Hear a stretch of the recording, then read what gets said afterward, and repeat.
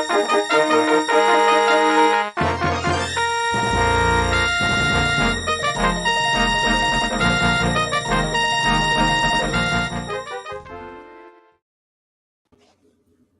going on, everyone? Hey, what's happening? What's happening? What's happening? And welcome to another episode of Carbonite Bounty BS. Wow, all you can say is an interesting week, huh? We get surprised by Lucasfilm, Surprise, and surprise, surprise. I don't think anybody knew that was really coming, to be honest, as well. I mean, it was kind of out of nowhere. You talking about like that Willow two-parter? Man, come on, don't stuff right there. Yeah, man. Did you see that? Man, The little guy? Lucasfilm, Willow, can't beat it. Yep. But yeah, before we dive into this two-parter here, let's let our guy DP let you guys know where to find us at. All right, nerdcyclopedia.com. People, make sure you're going on your favorite website and hitting up your favorite social media platforms. You will see us on Twitter, Facebook, and Instagram and TikTok at Nerdcyclopedia. If you are listening to us on podcasts, we are on iTunes, iHeartRadio, Spotify, Apple Podcasts, Google Play, Stitcher, anywhere that you listen to your favorite podcast, we are there. If you are watching us on YouTube, thank you. All right. And also on Facebook, thank you. Make sure that you're hitting that subscribe button and also that notification button. So anytime that we're on, you know that we're on. If you're watching us on Facebook, join us at the Carbonite Bounty BS, the Star Wars group, where we talk about your favorite Star Wars material, like this surprise two-parter. You know, it was just an awesome thing. Make sure that you also leave us some email, nerds@nerdcyclopedia.com. So we love getting your feedback and, you know, just getting all the goodness from you. Yeah, definitely. I mean, and as you said, a surprise two-parter. A lot of interesting things this week. Obviously, we'll dive into it first, but we obviously got the Disney earnings call. They had a couple big shocks in it for us that I think that can turn around and help some things. So, yeah, we can dive into the earnings call real quick, because that kind of touches our segments and where we're looking ahead. If you guys haven't heard or really Disney reading into it, it looks like that we knew Disney was going to restructure, obviously. No surprise, they're up, I think, like 21%, it looks like, on the quarter. But more importantly, they're now segmenting the Disney business into three core products, one being the parks and entertainment, one being really sports, which is ESPN, and third being really Disney movie properties. And for our segment, the movie properties, the interesting thing that came out of the earnings call is that Bob Iger likes to put, so to speak, the writing and the handling of all movie properties back into the intellectual property owners' hands, basically. So they're done subletting out products and properties to other people, and they really want to let the people who know what they're doing and own these properties and are part of it, a la Lucas, a la Filoni and Co., to really take advantage of this stuff. So I think that's big news for us, as far as the content we who's create. steering Marvel? Who's in charge of Marvel? Who writes and guides that whole the storyline at this point? Like who's in charge of that? Feige's ahead of it, but lately, as we saw with Phase 4, and even with Star Wars to some extent, they've had a lot of outside writers. They've been kind of expanding the umbrella, and what they found that maybe the expansion has kind of gotten too big, and Okay. maybe some properties are failing, and not really failing, but maybe missing on certain aspects. So they're trying to rein things back in a little more on both sides. They're trying to get the quality back and everything. Right. Under the previous Bob Chapek, you know, it was more of a, you know, let's throw a lot of stuff out there, see what sticks, and you know, and build from that. Yeah, build from that. Put as much content out there and, you know, flood the market, as they call it, and everything. Mm-hmm. Iger, the other Bob, you know, he wants to come in and, you know, sort of like, you know, rein in the quality, you know, aspects of it, which is, you know, is at the end of the day, this is all business. We like to pretend it's not, you know, but you know, the stories that they tell, they still have to make money off of, or else they, you know, we can't get more of it and everything. So I'm cool with that, you know. Mm-hmm. I just wondered because I hear a lot of chatter about Marvel, and a lot of Marvel fans are not happy with the way things are going with that franchise. So hopefully Disney does a little bit to do what they're doing with Star Wars, and they're making some great content, and they're really putting the control in the right hands. Yeah. because Marvel is near and dear to me. I mean, I grew up reading Marvel comics. Yeah. And Marvel had Star Wars, that they owned it, and they had a 107 issue comic series of Star Wars, like offshoot expanded universe, let's call it, like back in the day. I'm talking like 70s and 80s. And Marvel did a great job with it at the time. The stories were good, and you looked forward to each month when a new comic came out. Yeah, they were real good with, like, licensing IP, with the Star Wars stuff. They did, like, G.I. Joe. G.I. Joe had a superior run, for like the longest time under Larry Hama. They did Transformers for a minute there. Back in the 80s, Marvel did some really good stuff with, like, stuff that wasn't created by them, so. Mm-hmm. Yeah, it was a nice time. We digress. Yeah. Definitely. What's really making Disney money right now is Star Wars. Oh yeah, it really is. And to add a final point onto this whole earnings call leading into this episode is obviously Disney Plus is down substantially. And realistically, when we come to the thought of that, I mean, the only driver really is Star Wars. I mean, we can say that there's Marvel stuff on there, but realistically, Marvel's run are movies that have already been out that, a segment is now not returning to theaters that are watching them. Yeah.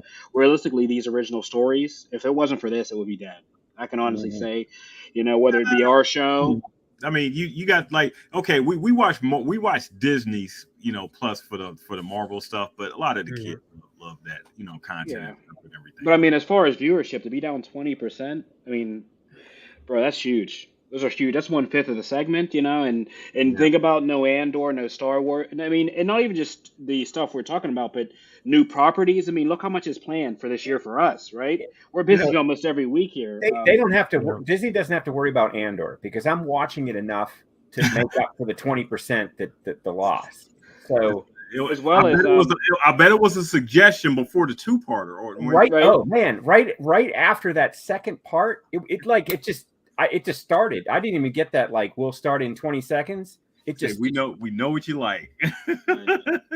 Sick, bro. How was Rogue One this week? Was it as good as last week, or is it? I felt like I was watching it for the first time. Yeah, that's and leading into Rogue One. I mean, it's kind of and I'll let you we'll let you start with this one. Stormtrooper Army. And we can really just break this down as kind of both. Yeah, They kind of ran into each other as far as the 2-parter here. Your initial thoughts of it, because I mean, you talk about Rogue One, but this has a lot of ramifications, as we talked about, of where stormtroopers came from, what happened to the clones, what happened on Kamino. I mean, what a really big way to segment and it seems like we talk about these themes and lo and behold, the next episode it leads into this. So you want to give us your initial thoughts of what you thought this week? I love this because something I've been looking forward to this whole time is where did the Empire get this stormtrooper army? Because that's something that really set it apart from like the Clone Wars, because we knew what they were. They were hired guns.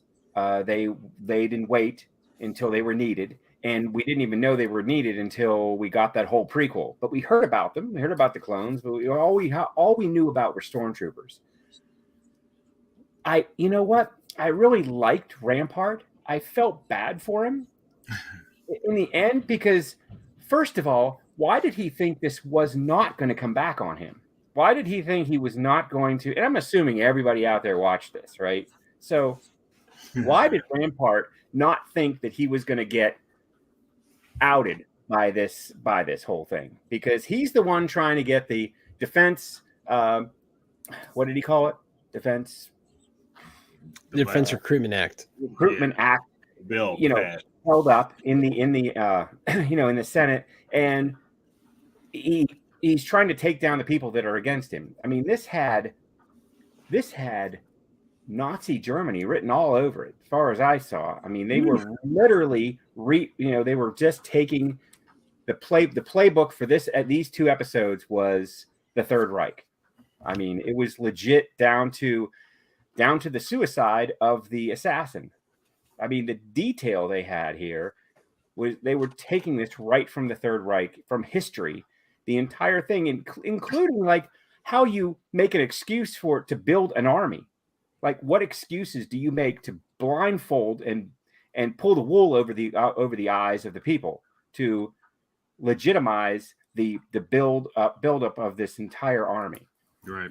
I mean, there were so many really cool little things, and for the life of me, if I could talk to the person that's casting the female voices for this series, like Senator Chuchi and Omega, for the life of me, unless I have subtitles on, which I do, I don't know what these two girls were talking about. You would have thought they were like, descendants of each other or something. Like they were like mother and daughter or something, So, but when I opened up Disney Plus, which I do every day, and I saw that there were 2 live streaming episodes for Bad Batch, I was like, wow, this is gonna be great. And they were, if they took out the postlude, if they took that the credits out, these 2 episodes could have just run right together.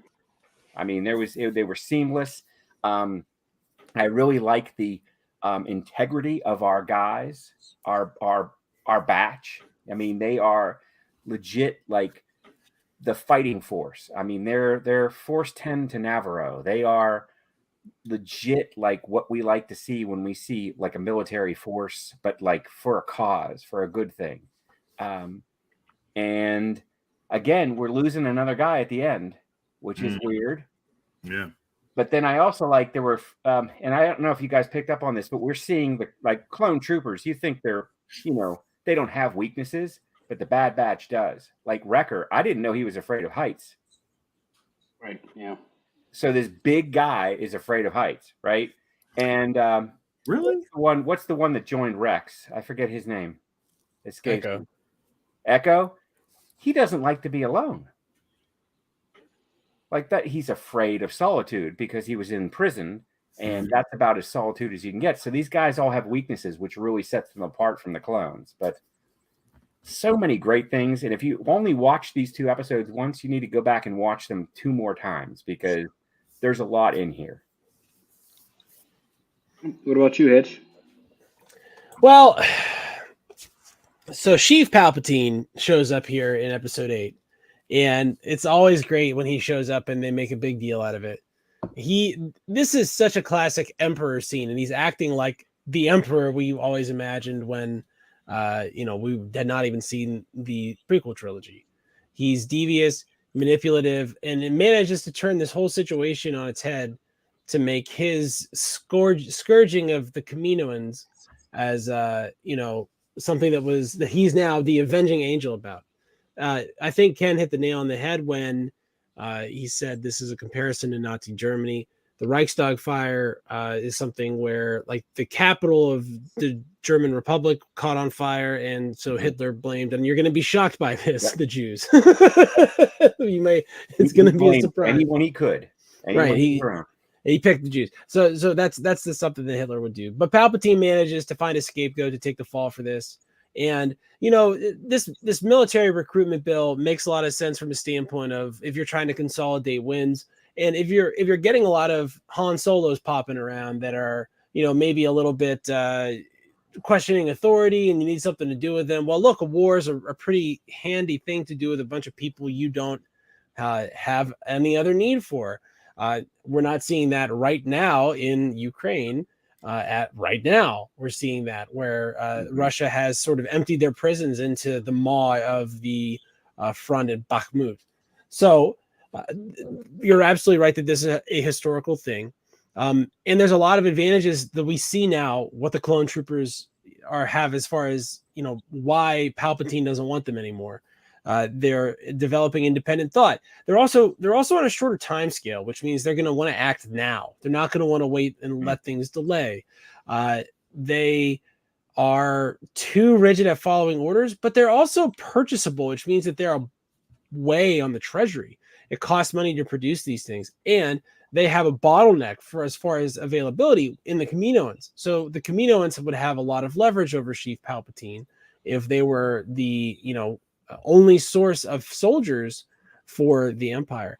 But by diversifying and taking soldiers from everywhere, you create a new army. And look, if I am taking a little bit from here and a little bit from there and a little bit from there, and the Imperial military is blowing up a planet, it's not just one planet that you need revenge against. It's everybody. So you spread out the blame.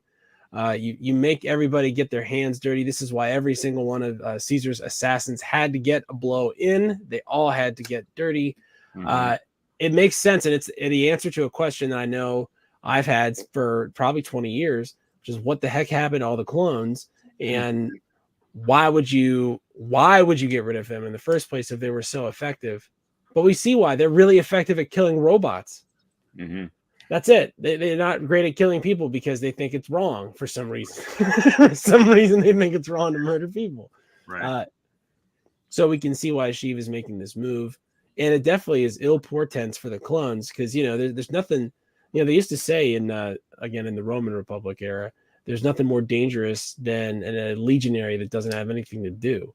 I mean, they're trained killing machines. That's literally the only thing they know how to do. And now you're going to say, okay, we're not paying you any money.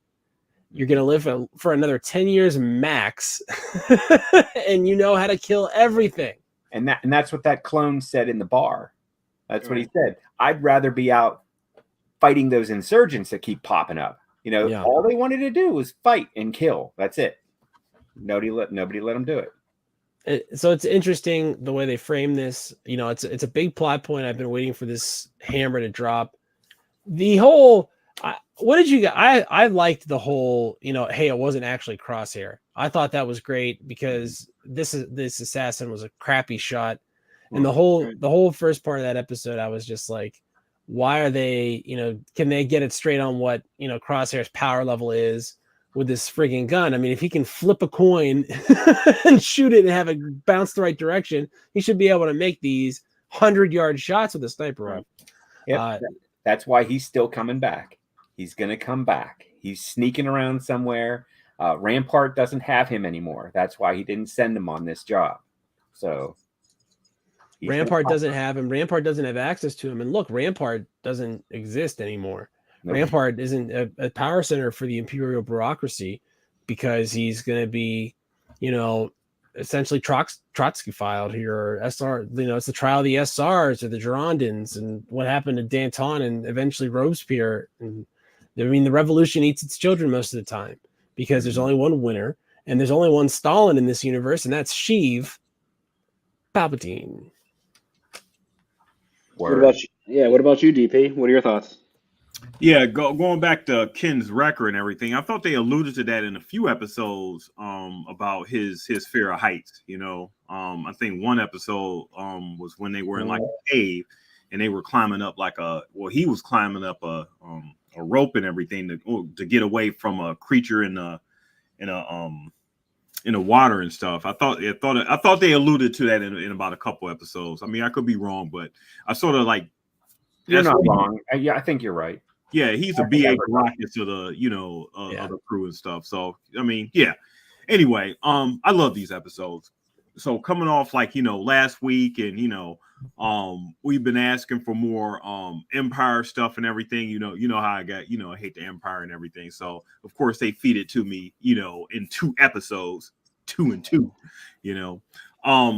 But yeah, this was super superb for me. We got like a lot of insight as far as Rampart's involvement, and as far as the characters knowing that Rampart's involvement. And I love the way that they had us see it through the eyes of Chinchu. That's her name. Is it Senator Chinchu? Chaichu? Ryo, yeah. We saw it through her eyes instead of through the clone's eyes and everything. So we got her perspective. And her, doing the investigation, sort of finding out everything with Rampart. And then we got the political intrigue and everything with, Organa coming back.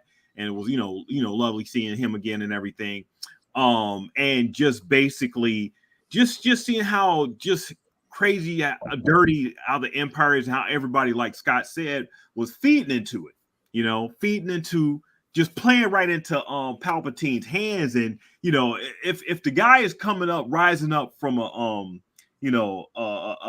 little pod and everything with a hood over his head and and stuff, and you're not like immediately suspicious, on what this guy may be up to, then I mean, it has to be something wrong with you. I mean, everybody that was there, this guy, he's just, a hooded figure, talking all this crazy stuff, and saying we need to protect, we need to secure. Anytime, a leader says they need to protect and secure, it's some craziness, and there's going to be no democracy. It's just going to be, straight authoritarianism, but I'm glad they put that at the forefront of this, because like you said, we found out how the clone troopers transform into, the clone troopers transformed into like the stone troopers. We've been asking this question for like the longest and everything, and they're slowly doling out the reasons why that happened. Like I said, I mean, I can't really say how much, I think they did these 2 episodes just to truncate, for when that Mandalorian does come out. So we won't have to like cross over into Mandalorian and Bad Batch territory and everything. Get some of these episodes out the way, so by the time this season ends, it'll just head straight into like the Mandalorian and everything. So I was happy that we got a 2-parter, a very surprise 2-parter all in one day. Yeah, no. As a final point, as far as kind of everybody's overview, I kind of echo everything everybody else has said. I am surprised as well as a 2-parter. I don't know if they're maybe trying to accelerate things, as we discussed, maybe beyond our control with press releases, time constraints, and really just viewership, right? It looks like if they're trying to push these series and really line them up, as DP said, I mean, it makes sense, right? That we get all these important elements out. So when we lead into Mandalorian, um, more than likely we probably will not see the Bad Batch now, as it seems like they're tying their arc off and answering questions that we might later on want to know as we see certain elements. So I can appreciate that. And I really like how they got back to the fact of the matter, right? Because I mean, we've had a couple episodes that we kind of lost interest, but then we had the Jedi episode that kind of peaked it. But we're really back to the core. Really we wanted to know about the Bad Batch and what's going on after Order 66, what is going on with the Empire, and really we want to see this grip of tyranny really take full circle, right, full shape.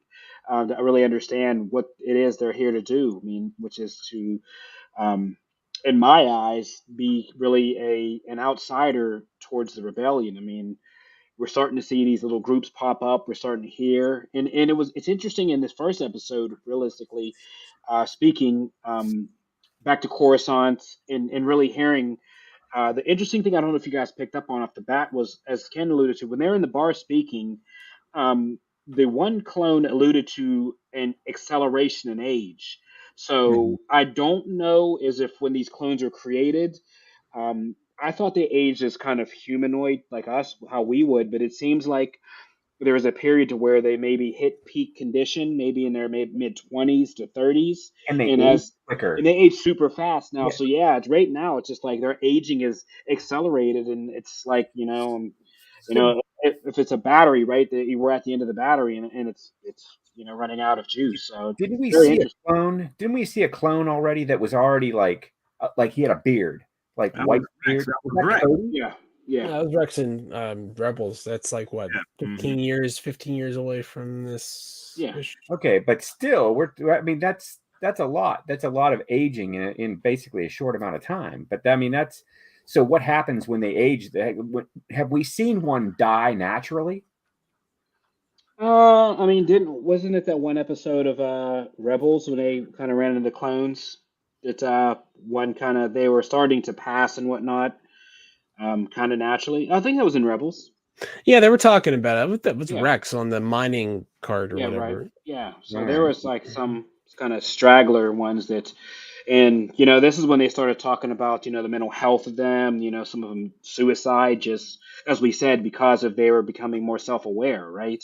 And these are things that obviously Palpatine, as we alluded to, didn't have his finger on the pulse, right? He's too busy, taking over, raising money to fund these war efforts that you really don't. He really doesn't have time, so to speak, to have his finger on everything, and he has his authoritative leaders in control to handle this. So as you kind of see him trying to reel things in and obviously making a fall guy to cover up some of their war crimes, I mean, it was really interesting to see how that plays out in real life as it does in Star Wars, and to always get those storylines, and as Hitch says, these history lessons that always seem to come back full circle. This like And They're you see prescient. the clones in there too. The Yeah. clones were part of his like his thing, right? Yeah. Right. Rampart and the clones, because they fired on innocents. So Right. now he made enemies of what he was trying to get rid of. So there's something there, right? So the new stormtroopers are going to wipe out the clones like this because that they are evil and they've murdered innocents. Now the new stormtrooper army is going to wipe them out for him.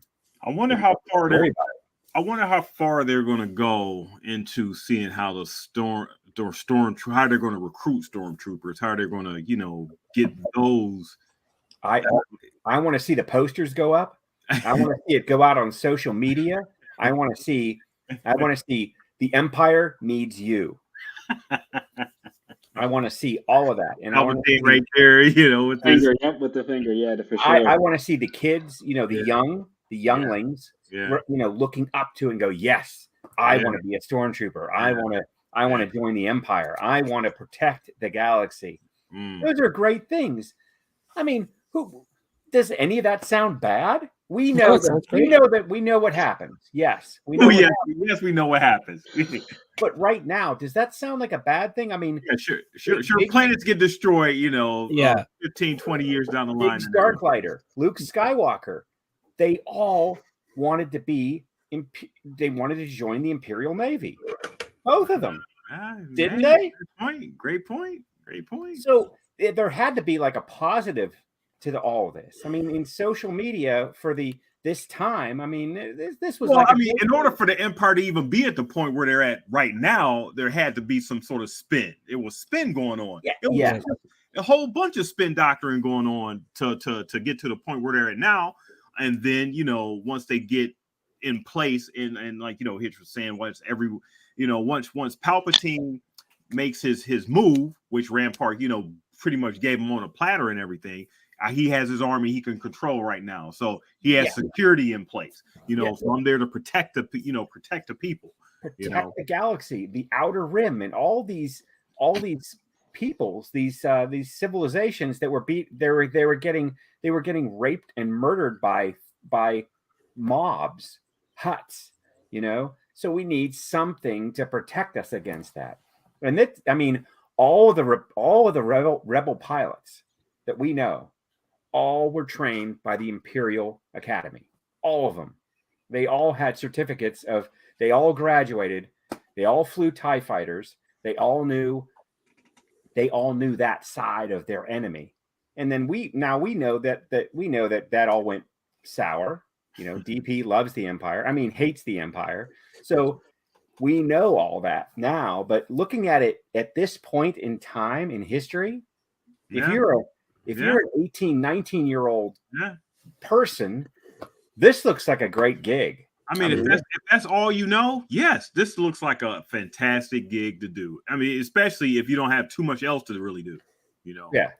Imagine if you were a world where, Franklin Roosevelt doesn't die and just kind of ends World War II after a while and is just in power for forever and never quits. And after World War II, for about 6 months, everything seemed to be functioning normally. The government was pretty normal. There was always an executive. We are now, after this military incursion, we're used to a chain of command and supreme commander, and all these terms are in the lexicon now all the time. And then he has to come to the Senate. He has to show up in the Senate. And, reading the Federalist Papers, one of the things that the founding fathers were very concerned about was that the president should never be showing up to the Congress unless Congress invites them, for the very simple reason of the presidency is what controls the sword. So if I show up and I'm telling the Senate what to do, then I'm actually running the Senate through force, because the whole point of me is that I control all the knives. And that's assuming that there's a war to be fought. Like if the president's showing up to the Senate and starting to direct them and shouting orders, something's on the horizon. There's something going on. Is that what you're, I mean, is that basically correct? That's exactly correct. That's exactly correct. Is what they did not want is for the executive to come into Congress and dictate terms to Congress, because that was the end of Congress. That was the end of the authority of Congress. Right. Because they don't have, Congress doesn't have, and we saw this on display very recently. Probably the last historical event signpost for us is this exact thing that happens, which is Congress doesn't have the battalion. Congress doesn't have any troops whatsoever that it commands. Only the president has the force. So Palpatine coming to the Senate and giving this speech where it's not just that, you know, he's able to deflect these attempted recriminations, right? It's not just that he's able to say, oh, wow, I'm glad you helped me find this terrible crime and we'll punish someone for it. It's that he then says, and on top of that, I'm going to put my thumb on the scales, which indicates two things. One, there is no democracy in the Republic. So this should be the clue that that's dead. And Right. two, the other thing it says is that Chief's in control of everything. He runs everything. It doesn't matter. It doesn't matter if you can tell people the truth, because he controls the mechanism of the media delivery. If he says it's Rampart's fault because it is, and we're going to punish him, and that's the end of it, that's the end of it. And what did that one senator say? She was like, the war is over. And the other one's like, oh, what are you talking about? I got problems. Right. I mean, we're getting blasted left and right by thugs, by mafia, you know. And I think the general consensus of the Senate was that the war was over. Now we're just building a new empire, a new reality. You know, and we don't have to worry about war anymore because it's over. We've gotten rid of the Jedi and the clones are on the outs. We just need to become one and protect ourselves. I know they would never go over this because it's a whole lot of detail and, you know, but just the everyday explaining of them going along with any of this, you know, the senators and the you know, the political figures and everything, you know, are I guess not saying are they that dumb that they can't see, you know, what's in front of their face, but I mean, this guy, it's like Hitch just said, you know, this guy's on a popping up in the hood and everything, you know, that should be just your telltale sign at the end of democracy, you know. If he why are we all looking at this guy, you know? This is it. It's you see that's it. That's curtains. That's when it's time to join the resistance. Yeah, you know what it is? This should be the swan song. This is a swan song right here. It's the Force. He's using the Force to guide I hope not, the man. entire thinking capability of everyone within a 600-mile radius of himself. He has the entire. You're just joking. You're hey, you know. I'm reasoning. I'm reasoning with you. Oh, you reasoning with me? Yeah, I'm reasoning with you. Okay, all right. That's all. It's like Palpatine came in and reasoned with the Senate. He said, hey guys, I know we have this clone army, and if you look at what this clone army is capable of, look at it. They will just destroy this planet for no reason other than someone told them to do it. And this is the army, the massive, enormous army that has nothing to do and of which I have total control. So, would you rather that continue, or would you rather give me millions of stormtroopers? Which would you prefer? These guys are just bombing everything out. And to be fair to the people in this reality, if we found some sort of corruption, like for instance, some video of a whole bunch of police beating someone to death in a city, you know, let's say we found something like that and we brought it to the authorities, what would we expect them to do but punish the perpetrator? That's exactly what we would want them to do. Hey, you know, they brought video shooting down, you know, Kaminoans and everything. I mean, the evidence is right there. So there was tape. Get they had tapes. I mean, there were tapes. They had body cams and videotapes of the entire incident.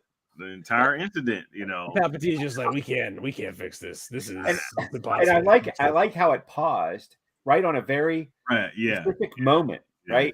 Yeah.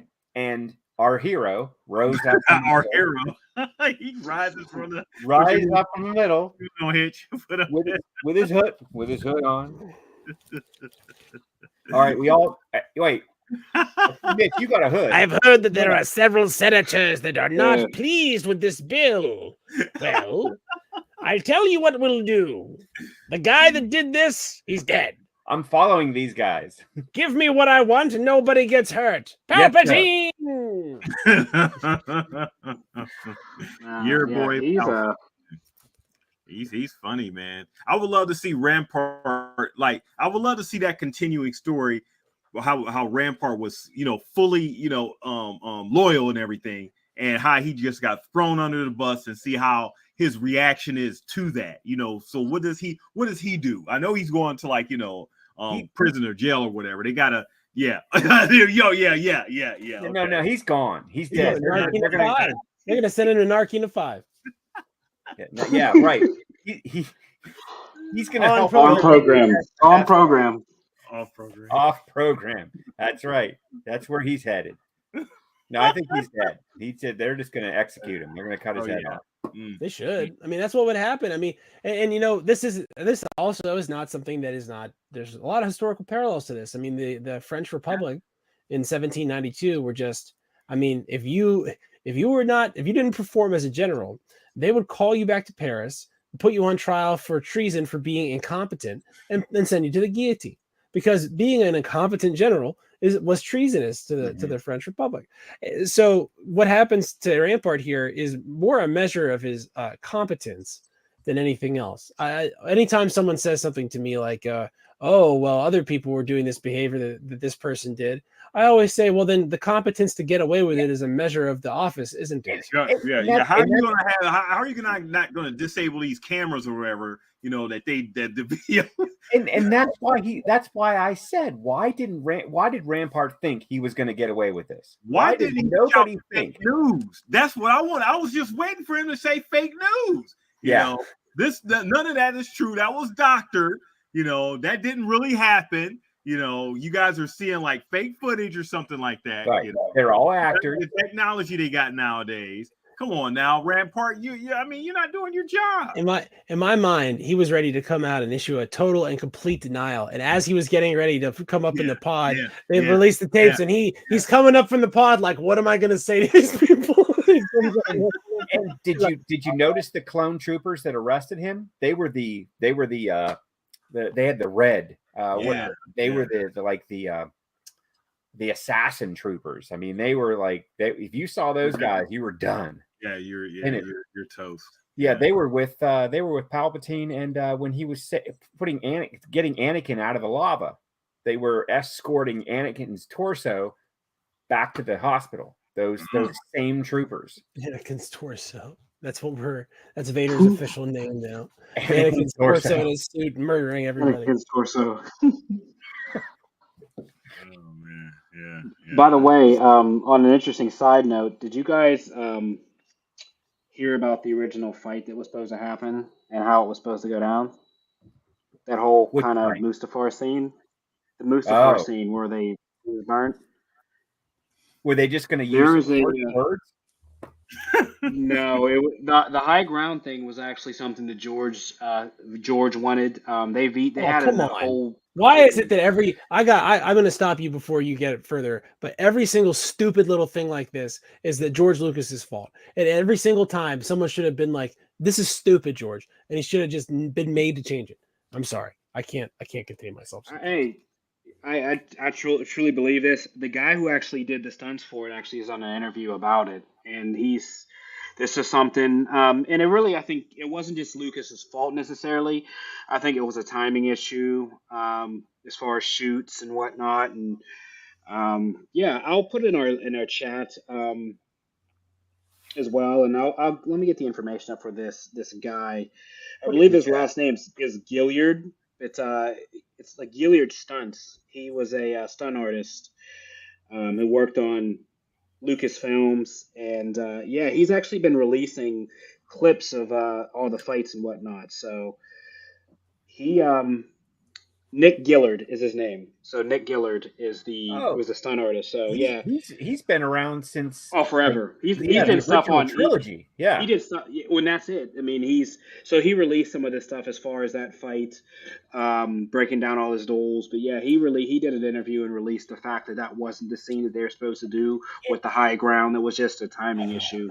Yeah, I think he was a national fencing champion too. There's something about he had skills. Like there he was a British. So the thing was, in England, you had to be like certified. He has a YouTube channel too. So he's had released a bunch of stuff. He's done indie films. He's done all type of stuff for Lucasfilms. But yeah, when we talk about that battle in the Anakin scene, it was funny when you brought that up because it was supposed to be a whole different thing, but yeah, due to timing and whatnot, and in the shoots and getting this film ready, that there were just some things they had to cut out, right? I know the Dooku fight with Anakin, they had a completely different thing they wanted to do, but it's crazy. 20 years later, some of this stuff just starts to come out, and it's funny because he has actually some of the footage of actually the battles and how they went before the green screen. That I'll share that we can see. It's pretty interesting. And it's funny you mentioned Dooku and that battle because we're now seeing Dooku as a different guy, right? Yeah. And the Dooku that we know, like we're learning about, do you really think that's how he would go down? Like, do you really think he would just like kneel down and let some kid take him out? He had the goods on Palpatine too. He told Obi-Wan Kenobi literally word for word Palpatine's plan right there at the beginning of the Clone Wars. Just this is exactly what it is. It's under the influence of Sith, and you can help me if you want, and we'll kill him together. Or not. You can help me if you want, or not. And it went or not. And you really think Dooku would have just like knelt down like that and let himself go? I mean, come on. That doesn't make any sense. Plan A, talk Anakin Skywalker into killing the Chancellor. Plan B, let him decapitate me. I heard Dooku's like, I heard if he strikes me down, I'll become more powerful than he could possibly. He heard that in a movie that wasn't even made yet. He heard it wasn't even made yet. No, that's just for Obi-Wan. Long time coming. Yeah, that's decades away, dude. Yeah, now. Like right now, you need to look after your own head, and he didn't. But anyway, But yeah, I mean, so what was the alternate fight scene? What was it supposed to be, T. Mitch? It was a lot more graphic. It was a lot more graphic. So essentially, they didn't do the jump, so to speak, but there's a fight in which basically Obi-Wan like cuts him in half. So he cuts his limbs down, but he does it like, in the way he describes it, it was a defensive position, but it was more like an offensive defensive stance. So they're like lightsaber fighting, and he like punches him. He drops the saber. He like catches it, and he basically like slices his legs off, and he falls and whatnot. And they both actually get pretty messed up, and they're kind of both like laying down there. But he gets up and leaves Anakin for dead. But yeah, it was just completely different. It wasn't really, because if we will go back and watch it to think about like this almighty powerful guy gets his legs chopped by a jump, like because he tries to posterize him like he's Michael Jordan, right? You know what I mean? He's like coming up a deadlift shrimp, dunk on him, and he just deadlift just catches him and power bombs. Like that's exactly what that would be like. But that's a great scene, though. I mean, I have the high ground, and Anakin's like, I don't care. I'm going to jump directly over you instead of to any other side. To any side. I'm not going to ride this thing down the lava over you, and I'm not going to go to the other side of the lava and mess up your ship. Right. Because good luck getting off a planet without a ship, dick. That's what he should have done. That's what he should have said if he jumped over him. Good luck getting off a ship, dick. Yeah. Right. So meanwhile, his girlfriend's crying in the background, like screaming, "Stop!" Right? Because he got roid rage and like choked her and stuff, and then Obi-Wan's like, "You can't do that at this party," and then they got a big fight. That's your classic '80s high school movie. Yeah, you can't do that, Anakin Skywalker. I don't care how many points you score at sports ball. You can't just act Revenge like that. of the Sith is actually Breakfast Club of sci-fi. I guess it can be. I guess it can be. I guess there's a lot of comparisons, and we could go into that. We could do a Hey whole man, I know podcast. you've been dating Padme, and you don't want anyone to find out about it, but I know, and I know you're not using protection. You know it's Dude. dangerous. You know what it's like at my house when you cheat on your boyfriend. Oh man. Anyway, on the episode, was it supposed to be like a misdirect with the crosshairs thing? Because I didn't pick up on that until You mean when he was climbing up and they thought they kind of like alluded to that being him after the shot? There was no misdirect. They knew that they're going to put my boy in, but he's going to come back. Yeah, that wasn't Crosshair because, like Steel City said, he's missing too many shots. He's literally. Like, okay, this is. I mean, I was not thinking Crosshair whatsoever when I saw that assassin. That was just not.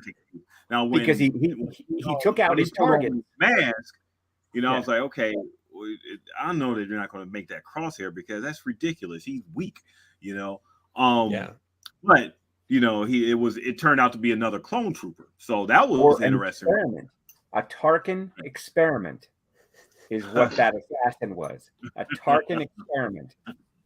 I can change my name now. The assassin was a Tarkin experiment. He was seeing how. So these clone troopers are aging out, but I need to experiment. I need to build my new army. I need examples. So I want a stormtrooper to be like this, but not like this. Like this, but not like this. So I think that assassin is a start. And if you ask me where he gets his idea, he's still looking at the Bad Batch as his model for the Stormtrooper army because he wants soldiers that can think. I was about to say, so where does our heroes go? Where do they go from here? So where do they go from here? Something really with Echo leaving, or staying behind or what have you. We just got the three of them now until Crosshair, like you said. I mean, you're convincing me he's coming back and everything, so I'm buying into it. Where do they go from here? Are they pawns in a much bigger picture? Or are they teachers? Do they train? Do they train this new Stormtrooper army? Are they part of the problem? Do they become part of the problem? I'm sure there's historical context for it, Commandos turning nationalistic, and there's a famous story in the Punic Wars between Rome and Carthage. Rome beat Carthage in the first Punic War, and then Carthage didn't pay their mercenaries. Like they stiffed them because they had to pay Rome all this money. And so the mercenaries were like, well, I guess we'll just put a siege on Carthage then. And they had to deal with that. So it's not out of the question, is it? It's not out of the question that the Bad Batch could actually become the trainers or the models for this new Stormtrooper army. I mean, they might just buy into the whole thing. They might just be like, you know what? We're not getting the jobs we want. For me, I mean, but they don't really have a whole lot to do. So, they're like the A-team. They're getting hired out to the highest bidder. Yeah. But I don't see Hunter going that route, or Omega letting them. They keep trying to do the right thing over and over and over. They're using stun shots when they shoot at the other clones. And that makes you think like, well, wait a minute. It costs them nothing at all to use these stun shots. One shot, everybody goes down right away. It's literally the same thing as a bullet, except nobody dies, and they're the only ones that are doing it in the whole milieu. Just them. Mm-hmm. Well, maybe they're not. Maybe they're not trainers. Maybe they're advisors. I don't know. Maybe they have some. Maybe they have some. They have some. They have some skin in the game somewhere. Right. I mean, maybe they can go out for hire like they have been. I mean, Jango Fett was a bounty hunter. They're all sort of subject to that. They can be bribed is like their only weakness, I think, as a group, as far as what the clones in general. Yeah. So that's like the only thing you can do is bribe them. They're amenable to that. Yeah, I mean that brings up an interesting point, kind of as this arc, and as we finish these 2 episodes off and lead into this, really the end of the arc of this whole series. I mean, we're over halfway now, but just thinking about it, I mean, and then basically being for hire, like I guess the more we watch this, the more I kind of we discuss this.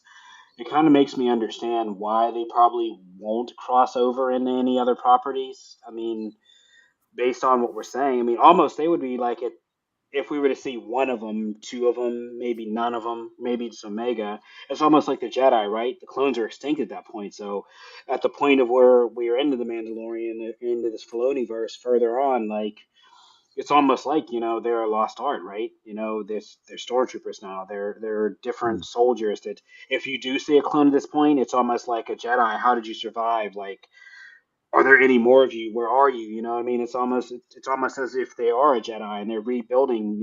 What is because it's not like they can rebuild clones, right? So. Right. So what is the parameters of aging and everything? If they have a max of 10 years left or whatever. So why was Rex the age he was when he was? And we don't see other clones or whatever. Where are the other clones? So we're talking 20, or we're talking what, 15 years into the future from here is where Rebels is, and then 20 years in the future from here is where A New Hope is. Yep. So if you look at Rex here, Rex, in my opinion, looks like he's in his late 30s, early 40s. I think it is 15 times 2, so 30 years of aging. So he's in his mid 70s, early 70s in Rebels. I don't think time runs the same out there as it does here. You mean because of general relativity? Yes. Sure. Yes, because we're talking about things that are, let's say 1 million light years away. So if you talk about it like that, I mean, that's maybe 5 minutes here. If you just talk about the expanse of time. So I don't think 15 years out there is really like 15 years that we're talking about. So, I mean, we got to be really loose with the time frame.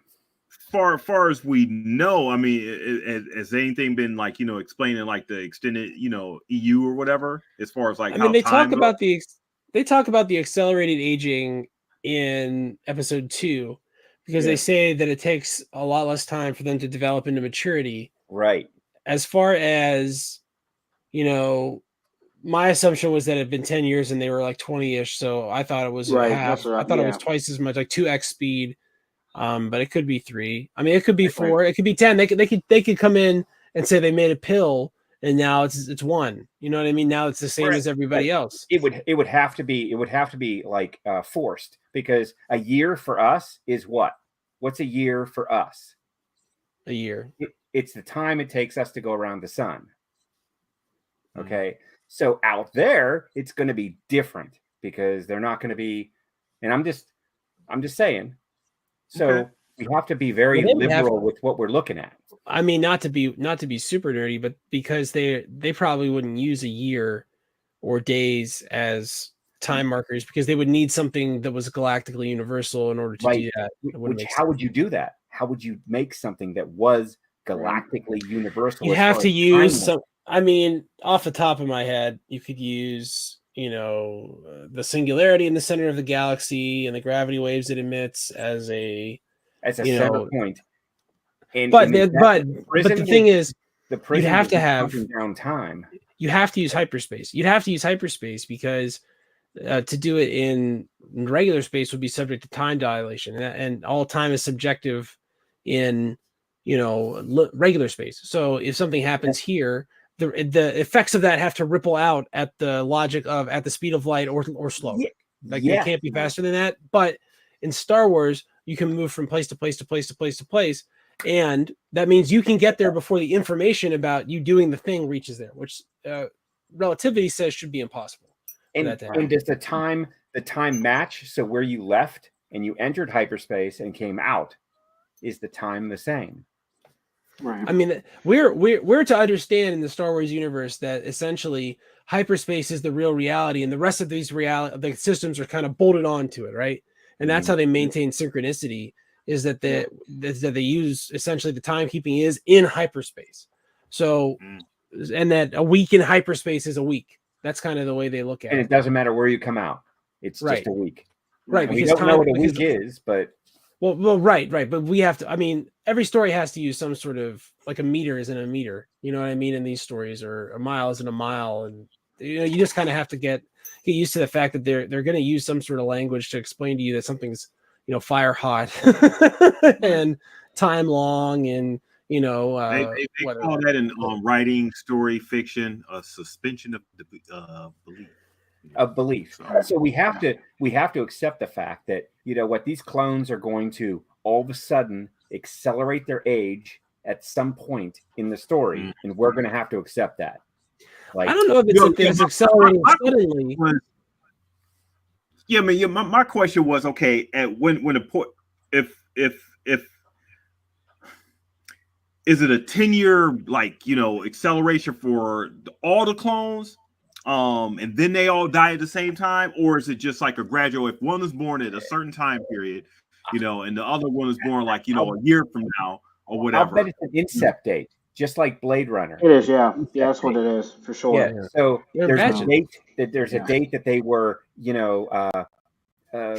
energized, and they have X amount of time, and that's it. They're finished. Just and like each one can explore a different reality of that phase, depending on how many times they hyperspaced and came back. But these guys are, I don't know that I think that their aging is accelerating at a different. I think it's probably a constant rate, and what we see is the effect of, like just think about Tom Brady's career, just as a for instance, right? 20-year career. Say he must be a clone. Right. So 20-year career, right? Super long. All right. Let's look at, say, Cam Newton's career, much shorter, right? They're the same basic, but the time, passes the same rate. That just the cliff is earlier.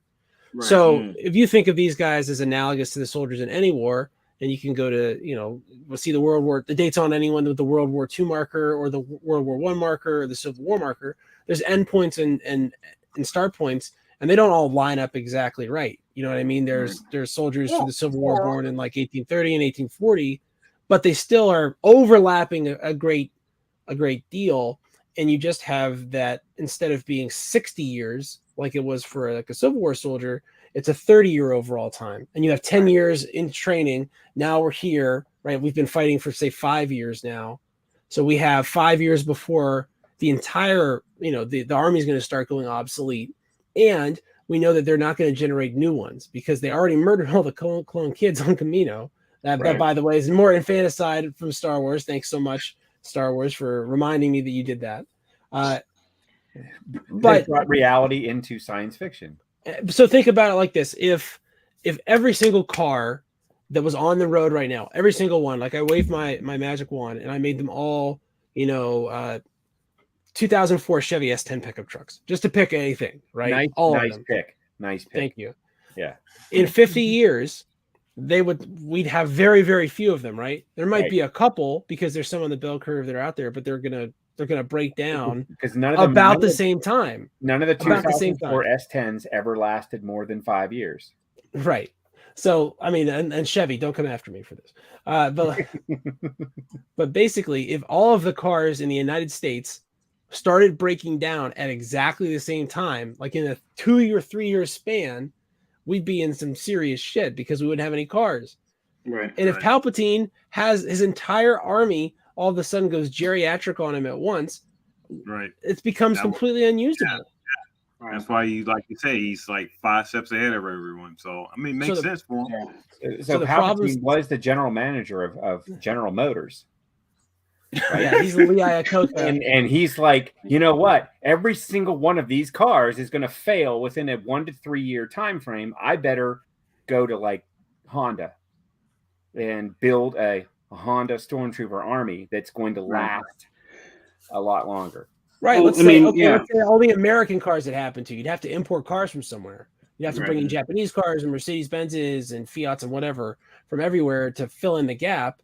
And if you didn't do that, we would have a real transportation problem in this country. And in the case of this story, that's actually basically mirroring the Third Reich, we'd have to say Volkswagen is the car of choice for this new army.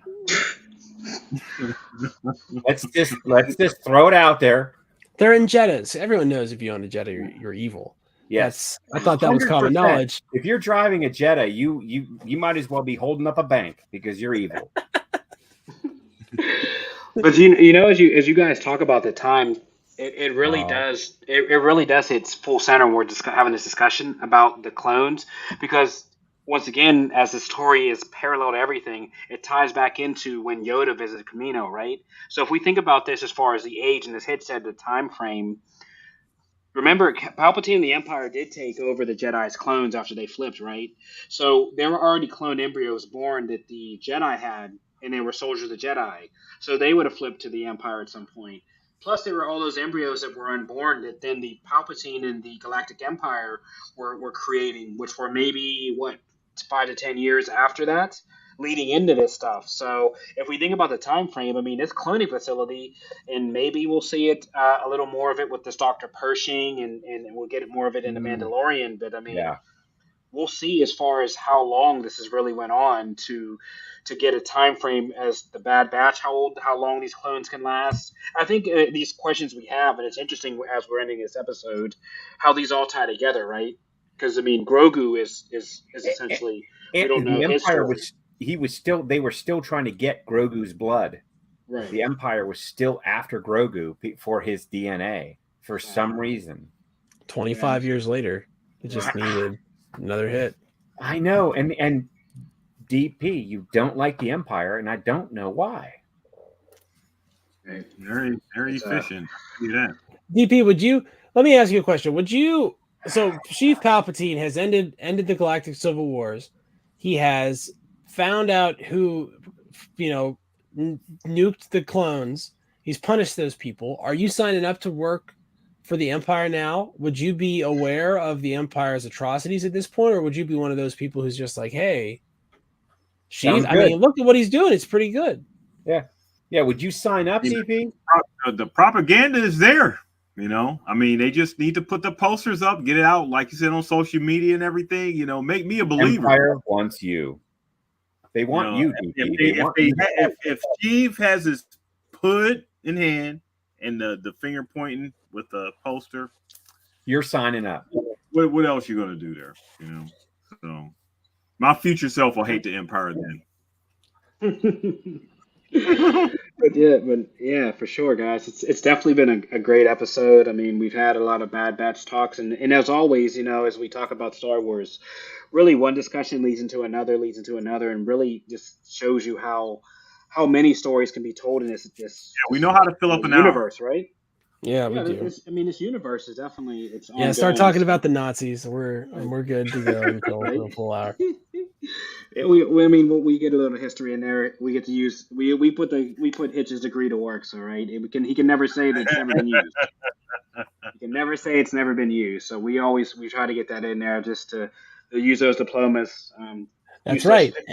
And all of my friends from college will remember me as a very serious, studious person who should be listened to and has lots of credibility too, I'm sure. And now they know they're wrong. Did you use a political philosophy degree to talk Star Wars political? Yes, you're out again. You can't banned. But yeah, guys, just finished up this week. We're leading into next week again. Next week, obviously, we'll have maybe episode 9 and 10. Who knows? Episode at least 9, we'll say.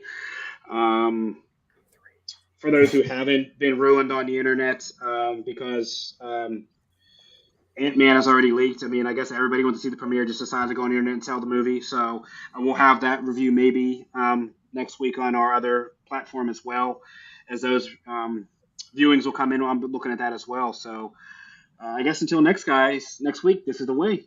This is the way.